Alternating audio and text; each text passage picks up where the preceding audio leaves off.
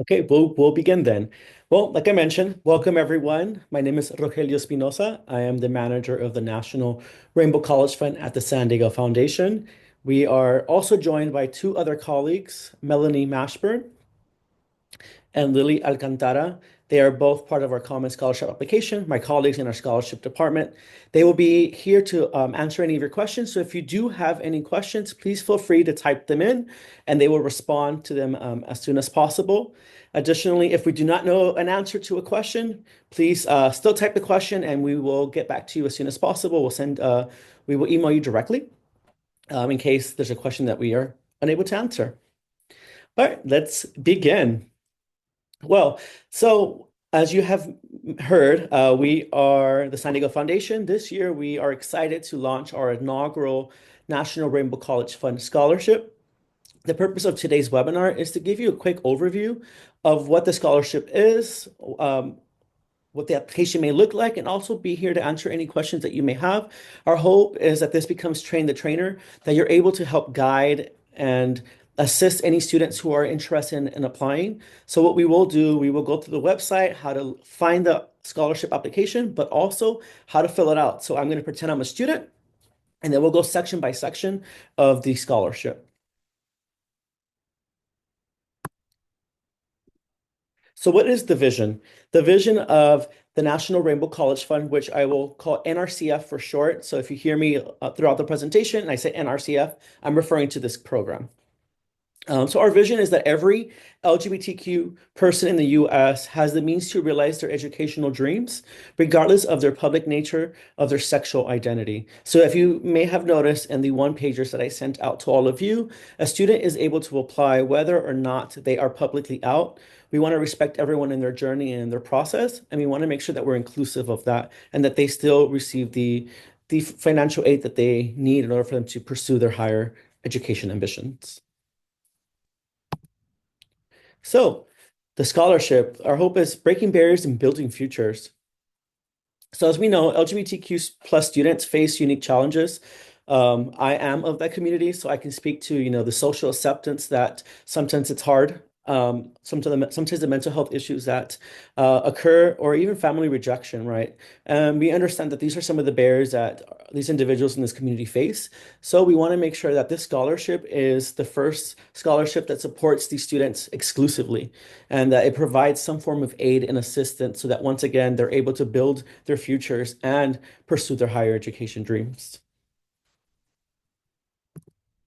So this year, we're excited to announce that we will be awarding up to 500,000 in scholarships. So we're hoping that we will be able to impact over 200 scholarship recipients. And the award is 2,500 per student. This award will be sent directly to the community college, trade or vocational school, or university that they are attending directly. The student will not receive the check in hand themselves, but rather to the educational institution that they are attending. And it will be a one-time payment. So the application timeline. So as you have seen my many emails, January 15th is the date that the application opens. The application will be open into March 5th at 2 p.m. Pacific Standard Time. It is a strict deadline of 2 p.m. Any submissions submitted after that will not be accepted. Additionally, I do want to let you all know that if application needs to be revised, we do not do revisions as well. So it is very important that the student takes their time on this application and that they submit it properly. We say 2 p.m. because our staff will be on site together to answer any last minute questions, concerns, technical issues that students are facing. So we want to make sure that we're providing the best support we can so that students can submit their applications properly. And we will use the month of April and May to review the scholarships. We will have volunteer scholarship evaluators that will be reviewing these scholarships through an approved rubric. And with this, we hope that all students will be notified sometime in June. I do not have a specific date yet, but we're hoping that in June, students will know if they will be awarded the scholarship. And also, For any individuals that may be interested in joining the future webinar, we do have another webinar on January 23rd. That webinar is obviously after our start date, and it's at the same time, and it'll be also virtual. So what is the eligibility? So it's quite simple. The eligibility is it's anyone who identifies as part of the LGBTQ community, whether publicly or privately, and has lived in California for at least 1 year. They have to be a high school senior or an incoming current undergraduate college or university student, a current community college student, and an adult reentry student. And an adult reentry student is an individual who's 26 or older. Unfortunately, at this moment in time, we do not offer scholarships to graduate students. I have received a couple email regarding that question. Unfortunately, at this moment in time, we do not. We're hoping that in the near future, as we grow and scale this scholarship program, that we're able to include and expand our eligibility. So in addition to that, students do have to demonstrate some type of financial need. How do they do that? They have to submit one of three documents. We encourage all students to complete a FAFSA, but we know that that's not possible for every single student. So we want to make sure that we're equitable and that we provide other opportunities to demonstrate that need. So the first option is FAFSA, which FAFSA has already opened. So please encourage your students to submit this. Two is the California DREAM Act application. And third, it is the Federal Student Aid Estimator tool. As you have seen, our eligibility is not determined by citizenship status. So some students may elect for other options of how to demonstrate financial need, and that is a perfect tool how to demonstrate that need.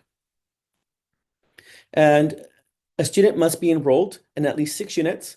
So they have to be enrolled in a Title IV approved or accredited public school or a nonprofit community college, a four-year university, or a trade vocational school in the United States.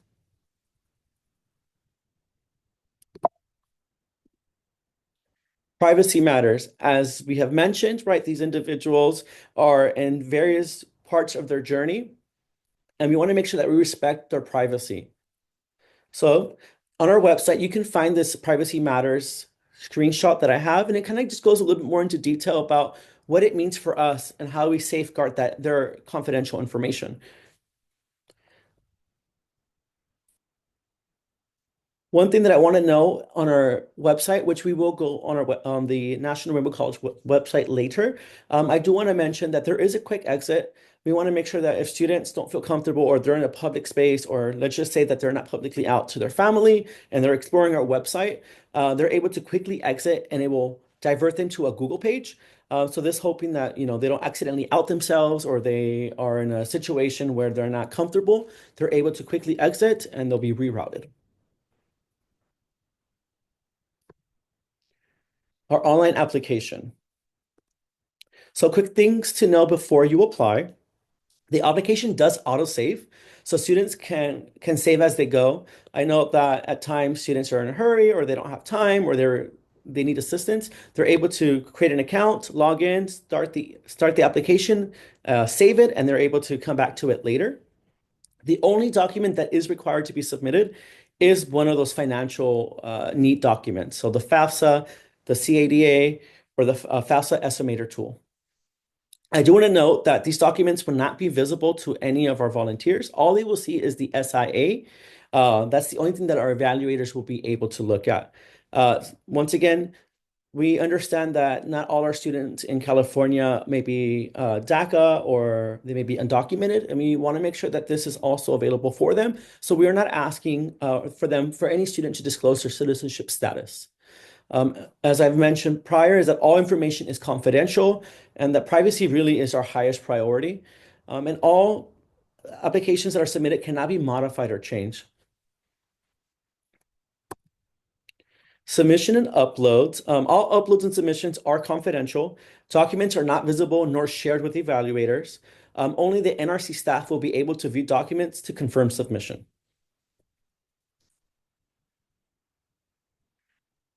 So when we go through the application, you'll see various sections. You'll see rules for applying. You'll see current academics, fall education plans, finances, and extracurricular activities. We'll have a section talk about a little bit more about their work experience, any community service that they've done, any awards or honors, and also additional eligibility information and their personal statements. And we'll go through these sections in detail when we migrate to the website. So part of the application process is that students do have to submit two personal statements. The first one is a very short answer. It's 100 to 250 words. Here you can see what the question is. It is a mandatory component. And the second one is another personal statement. That's 250 to 500 words. And they have to choose one of these three prompts. One of the things that I really, really want to focus on is that we will be very strict on the word count. So please encourage your students to follow what the application instructions say. Unfortunately, right, if we receive a large pool of applications, we will get very nitty-gritty. And if students didn't follow the prescribed instructions of these personal statements, that could be a cause for ineligibility or not being chosen for the application. And recently, we've had a pretty in-depth discussion about AI. So I'm sure that many of you may have questions. Well, what if students use AI? What we have been telling our folks is that we unfortunately don't have full capabilities of being able to detect AI. However, our scholarship evaluators will be trained on looking at how students are responding to each prompt. I think one of the ways that students can avoid being thought that they have AI is being very personal, right? Our scholarship evaluators really want to find out who this individual is, what are some of their challenges, or what is some of their leadership experience, how does that tie into the scholarship or what they want to do. So the more personal touch that these individuals can put into their personal statements, the higher probability that they'll be selected and awarded, but it also will hopefully deter individuals from using AI. But let's be honest, AI is everywhere, right? So it's probable that some of our students may use AI. I personally believe that if it is being used as a structure, right, to create a structure and be able to kind of mind map, it makes sense. However, if it is being used for purposes of literally developing the prompts of the essay responses and it's not their own words and their own experience, and to me, and if we see that as an applicant, then it's very probable that it may be suspected of AI and they may not be chosen or at least qualified and scored higher. So it's very important, once again, that these individuals do their best to really talk about their experience and who they are as individuals, because that's what we want to see and hear. So here's a quick example of what we mean as an ineffective essay. So the question was, explain how an important personal accomplishment, challenge, or experience has impacted your life. What did you learn and how would you apply this lesson in the classroom or community? Well, I'm not going to read the response in verbatim, but I have highlighted some parts of this essay that could be possible AI. And you'll have access to the copy of this presentation as well and the recording if you want to go back and kind of read. However, what you'll see is that this individual didn't necessarily answer the prompt. And this is a high school student. So the experience that they were mentioning in the essay doesn't necessarily match what an experienced student would be. An example it could be is here in the response, it says that this person was negotiating with local communities, policymakers, and fellow conservationists, and they carved a path forward to sustainable coexistence. Is that probable that a 17-year-old or possibly 18-year-old high school student would have that actual life experience? It's probably not, right? So this is what we mean about using personal experiences and their own experience and not necessarily, a lot of what we call filler words, right? There's a lot of filler words in this essay. Another example that I can give you is the first highlighted area, where it says the intricate dance of ecosystems from the fluttering wings of endangered butterflies to the majestic footsteps of elephants has become the backdrop of my profession. Well, once again, this is a high school student. So it's very improbable that this is this person's profession.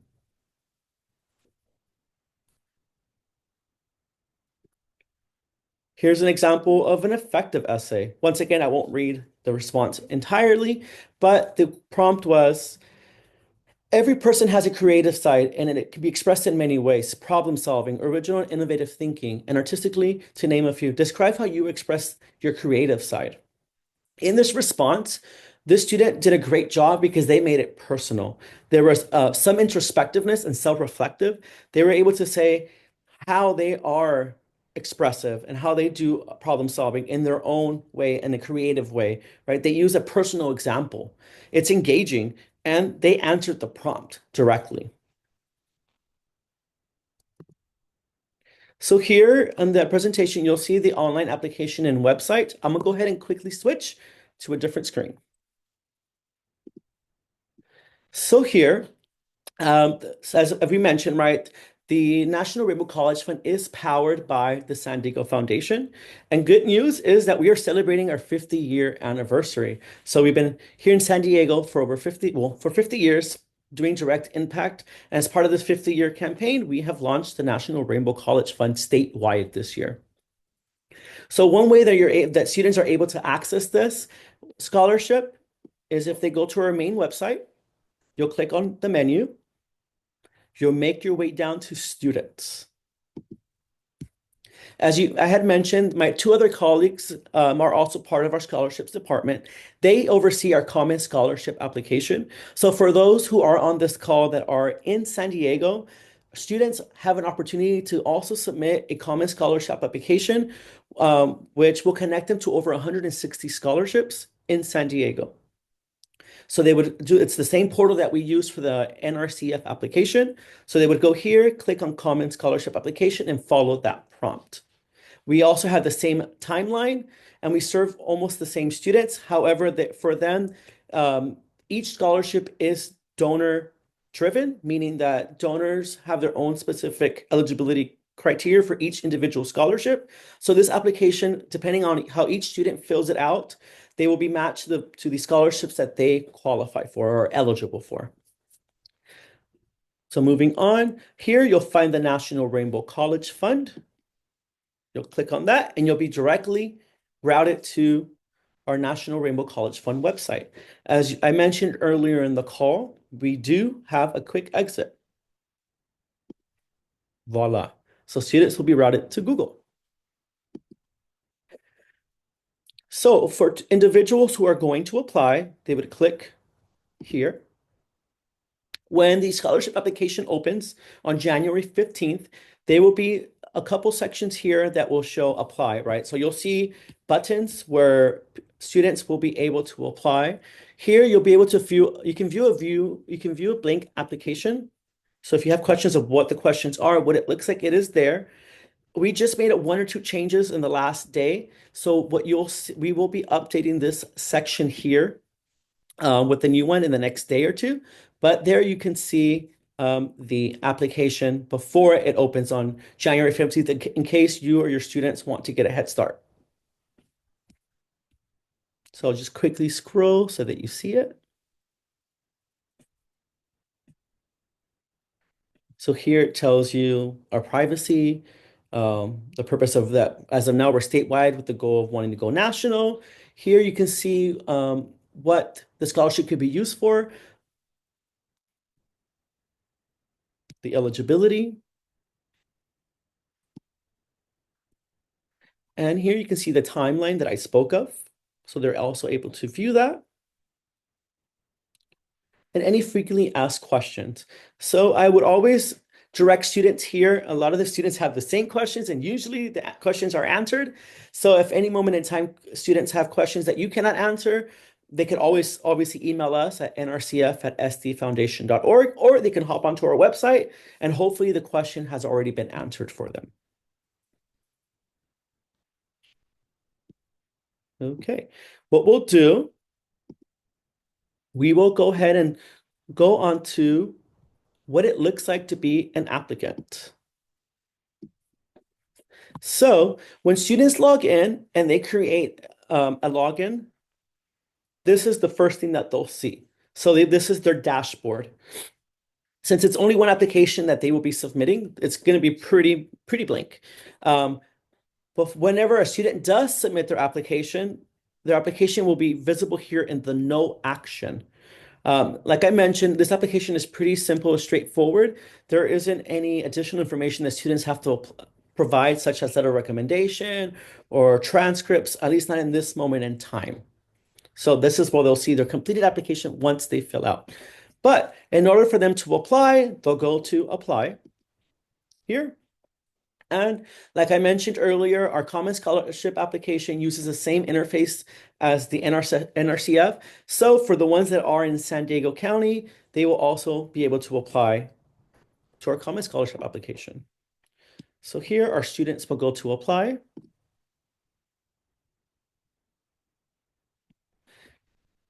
Before we get there, and I hope I do not confuse you all, there is one more update that we have to do on our scholarship application due to some legal language, given with some of the changes that are currently occurring in the educational field. So we do want to go back to our what we call sandbox.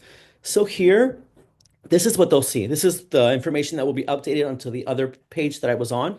And it pretty much talks about what the rules for applying are, privacy terms and media release. So here we'll go a little bit more into detail about essentially that this application needs to be filled out by the student, not the parent or guardian. For any parent or guardian that fills it out on behalf of the student, this will cause the student to not be eligible for the application. So it's very important that we get the student to apply and that we hear from them. Additionally, we have some privacy terms and media release. We're hoping that students will be open to being ambassadors of the program. As we are growing this from statewide to nationwide, we really want students to advocate and be like, hey, this scholarship is amazing. They were able to help me in my educational journey. So this here has a little bit more language on that here. And here you can see where the student would sign if they're over 18, or a parent or guardian would sign if the student is under 18.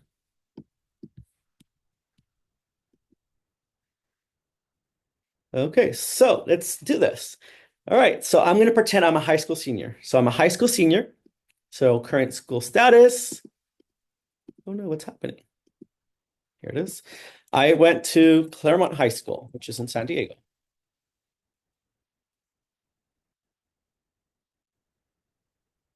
I went to San Diego Unified School District. And please don't mind if I make any typos. I apologize if I do. Let's just say my GPA was 3.5. And in this scholarship, we don't have necessarily a GPA minimum other than 2.0. So if individuals are 2.0 and above, they will qualify for this scholarship. And let's just say I took an SAT at 1500. I'm a genius, I know.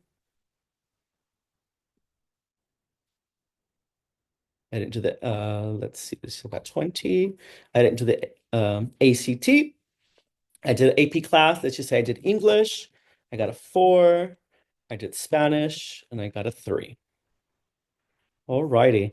This is very important that the student fills out their fall education plans.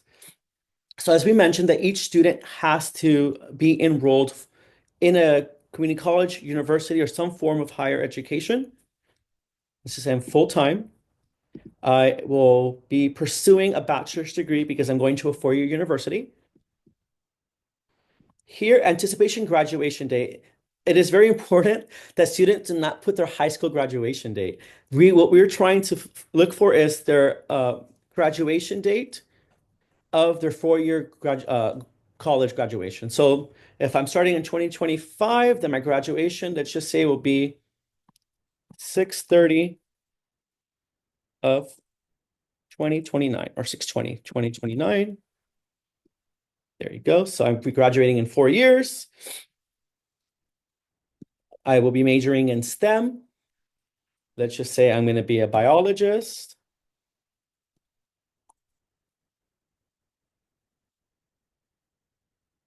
Biology.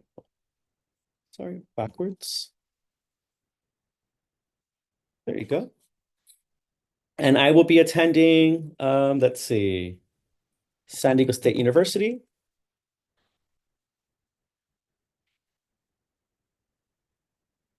I'll be a 4-year public college student, San Diego, California. Students are also more than happy to place any other college or university that they think they'll be attending. We don't have a requirement of what university, college they need to attend as long as it's approved and it's public. Finances. So here, This is where students will upload their finance documents. Like I mentioned, students can do a FAFSA, they can do the CADA or the estimator tool. Here's what they would put this information. I'm just going to put 1,000 here, and they will upload it right here. So they'll upload that document onto there. Once again, I want to highlight this section here because I know with the current state of what is occurring, there are some concerns from students and families regarding oversharing information because we don't exactly know how they know how that information will be shared. I once again want to reiterate that all uploads will remain strictly confidential and that it will not be visible nor shared with others as related into the law. Here, they're able to share any other financial circumstances, so they can let us know, right, what their hardships are. They can say anything from, I am a current foster student. I am low income, right? Here they can share a little bit more about what their circumstances are financially. Here you can put if there was what their status is, if they're de dependent or they're independent. Here it kind of lets you know what that means. Another opportunity to talk about what the other reason for independent status is. Here they can put that their family members living in a household, how many are attending college. I'm going to put none. Who else is attending college in fall 2025? I'm going to say I'm the first generation, so none. Let's just say I live with a single parent. Only one parent earned household income. My adjusted gross income was 60,000 for the family. And here in the next section, students will have the opportunity to uh, talk about any extracurricular activities. So that could be, sports or anything that they do for fun. Are they a part of any clubs? Are they a part of any youth programs? So here they're able to talk about a little bit more about any of their hobbies or interests that they currently are participating in. For the sake of this application, I'll put no. And I will say yes, that I had to work. So here's a section where students are able to talk about where they worked or if they had to work, right? So let's just say I worked at SeaWorld San Diego. I feel like most high school students work for the zoo or SeaWorld San Diego in San Diego. Let's just say I'm a cashier. And you can put more details, right? You can put their position, how long they've been there.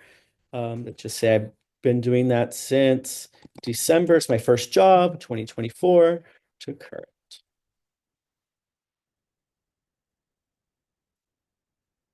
Actually, my mistake here.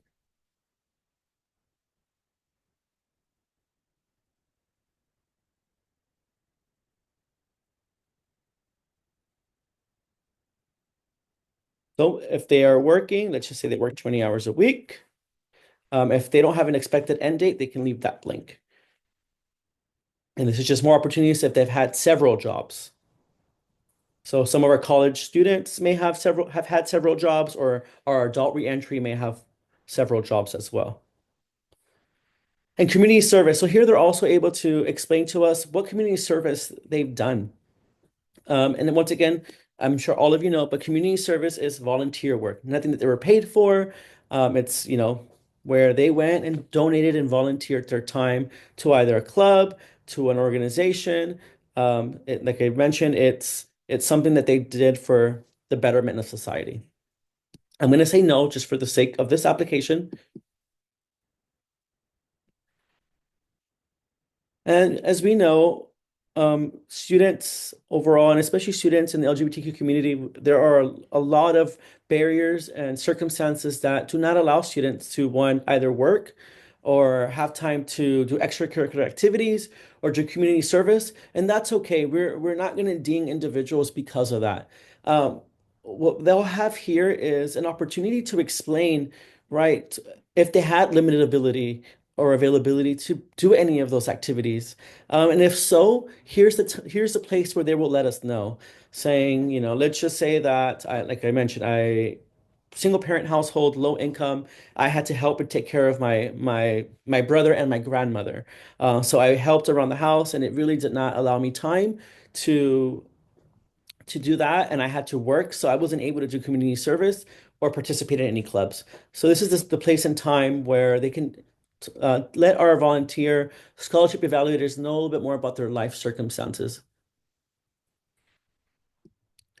Here, they have an opportunity to talk about any awards or honors.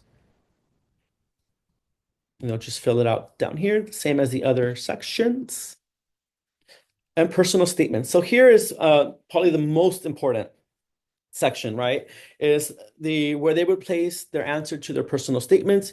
Here you'll see the short answer prompt here. And like I mentioned, please encourage your students to stay within the allotted word count, which is 100 to 250 words in length for the short essay.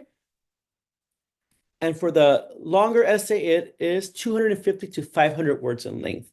And for this, they have to choose only one of the 3 prompts provided here.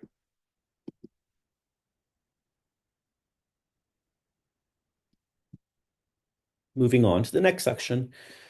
So the next section is what we would call quote unquote demographics, which is the additional eligibility information. So here's where we're capturing a little bit more about them. So their date of birth, what their pronouns are. You know, if they don't identify with any of these pronouns, they're able to type them in here, what their sexual identity is. And if they don't identify with any of these provided, they're able to put other and identify it. If they don't feel comfortable, they could prefer not to disclose. Here, they're able to let us know if they identify as an out member, as a member who's currently in the closet, or someone who's unsure, maybe questioning, right? That isn't necessarily in nor out. They're just somewhere in their journey. They're able to place that there. Their ethnicity, if they're foster youth, if they identify as a first generation college student, and have they been a part of any college access program? And a college access program could be like AVID. And here in San Diego County, we have a list of college access programs that we work with. So as I mentioned, students who are in San Diego County can apply for a common scholarship application and could apply for our scholarship as well. And they would know if they're part of a college access program. And I would submit my application. So as you mentioned, as you see, I did forget to answer a question. So the system will capture if a student does not answer all questions, they'll see a little red marks like this. Perfect. I will go ahead and go back to the presentation. I also wanted to note that there are, go back to this, all the way to the back. Interesting. We do have volunteer opportunities for our professionals who would love to be a part of this process. With that being said, what that would look like is to be a volunteer scholarship evaluator. It is about 5 to 10 hours of assistance. Here in the presentation, some of you may have already received that email. It's a pretty short application. The commitment, like I mentioned, is about 5 to 10 hours. Each individual would review about 10 to 20 applications. The time frame is between March and April. Some of the requirements are one, that you sign a confidentiality agreement. Once again, we want to make sure that we're keeping all this information confidential and that we're not sharing with anyone, and that we abide by a conflict of interest policy. With that, an example, what that could look like is, let's just say that you promote to your students and your students submit an application and you receive that application that you're evaluating. You won't necessarily have a name, but you recognize the essay because you reviewed it, right? If that's the case, you would let us know, and then we would reassign you a different scholarship application to review to ensure that it's fair, equitable, and that, there isn't a conflict of interest. In this presentation as well, I'm going back and referencing the Common Scholarship application. Once again, it's the same cycle as us, and that this scholarship application will connect students to over 160 scholarship opportunities. If there are any questions, please feel free to type them in.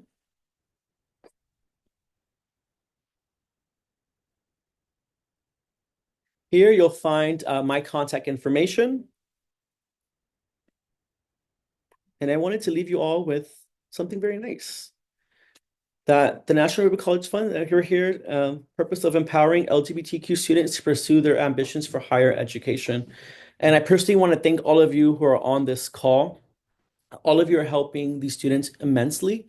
And it's important that we have educators, teachers, counselors, or just professionals that really care about our queer LGBTQ students and that we're supporting them in their journey, but also in their academic journey.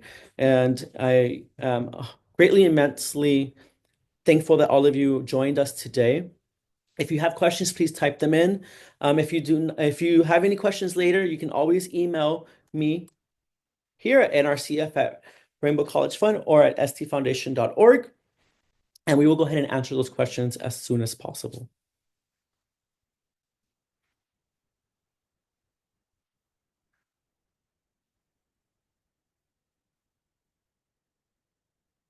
Do we have any questions, Melanie or Lily, in the chat?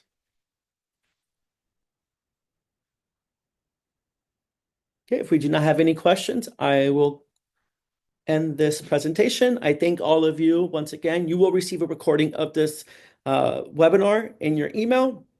But once again, thank you so much for your time, and I appreciate you taking the time of your day being here with us today. Thank you.